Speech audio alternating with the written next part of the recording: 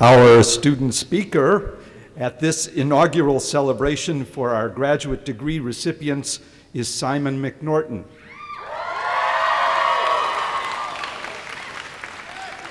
A Master's in Public Policy candidate in the Trachtenberg School of Public Policy and Public Administration, Simon is the former president of the Trachtenberg Student Association, hence the hurrahs. Born and raised in the United Kingdom, Simon graduated with a BA with honors in politics and contemporary history from the University of Salford in 2006. He then spent several years working to advance equality for the gay and lesbian community, holding policy and public affairs positions in the UK and here in Washington. Most recently, Simon worked as a senior fellow at the National Gay and Lesbian Chamber of Commerce, where he supported efforts to develop gay and lesbian inclusive regulation and procurement practices. In the year prior to arriving in Washington, Simon worked as an IndyCorps fellow in India, where he launched an award-winning business to employ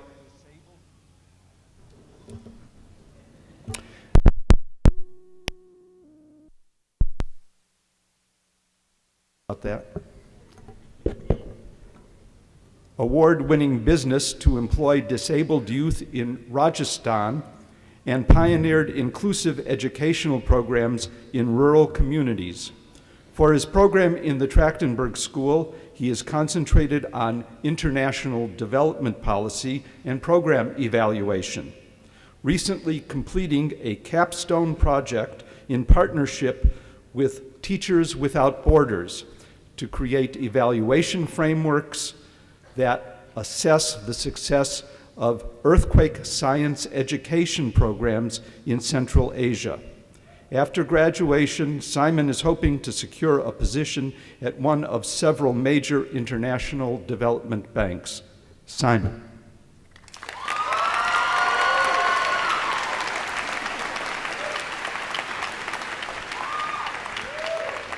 Thank you. I really hope the microphone lasts for the next 5 minutes.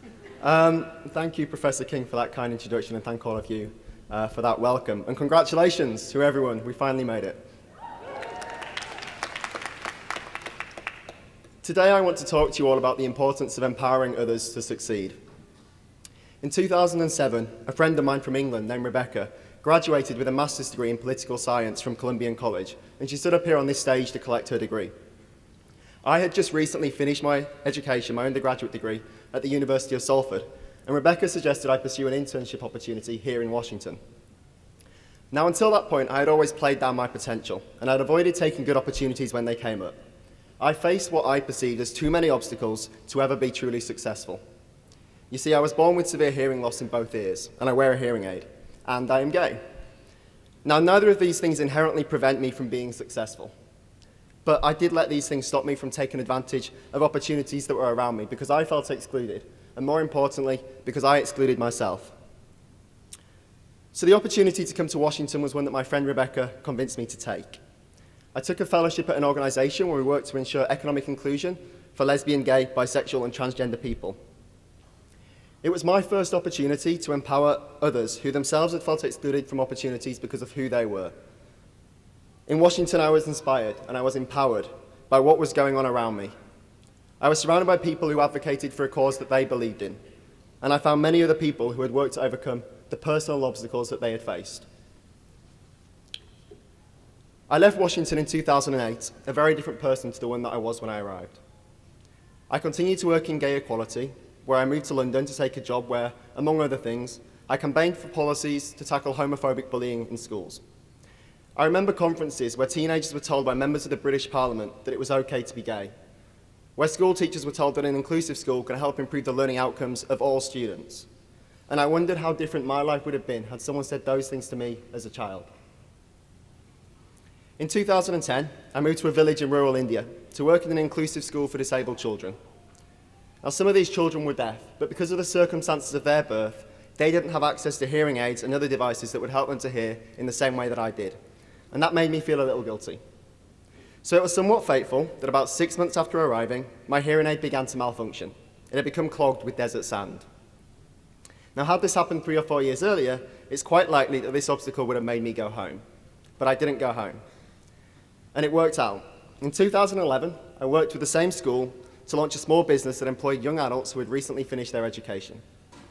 These were young adults who would otherwise have had difficulty finding work because of their disabilities. But they can now work in small workshops where they crafted toys and ornaments. And the business was a huge success.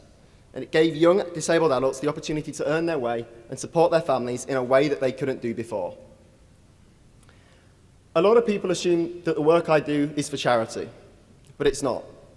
It's about empowering everyone, regardless of their circumstances, with the tools that they need to succeed, while recognizing that we are not all on equal footing. And it is applicable in every family, in every workplace, and in every school. It was in India that I made the decision to return to Washington. Now, I have to be honest. It's very difficult for a proud Englishman to apply to and attend a university that is named after George Washington. It's even harder for me to call myself a colonial. I much prefer to be called a redcoat. But thankfully, this didn't stop me from coming here.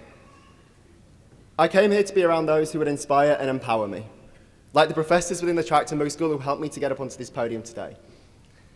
I came here to surround myself with people in the district and at George Washington University who believed in their cause and worked to make the world a better and a more inclusive place. And so here I am today as a proud graduate of this brilliant university. Today I want to ask all of you, in addition to the great work that you're already doing, to consider what you can do to empower those around you. I want you to do for others what my friend Rebecca did for me in 2007. And so I call on you to help your friends, your family, and the people you work with, to help them to find the opportunities and the confidence that they need to pursue their goals.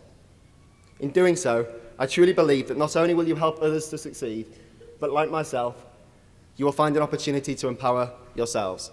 Thank you.